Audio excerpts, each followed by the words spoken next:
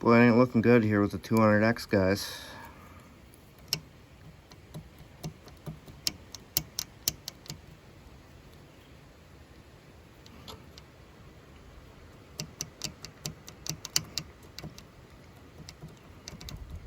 Holy cow. Fucking bottom end.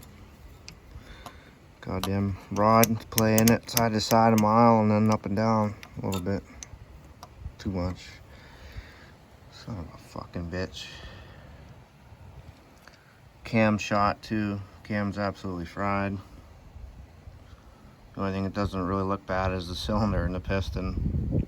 But looks like as of now I need a whole bottom end, crank and rod assembly, and a new cam to get this done. So this is awesome.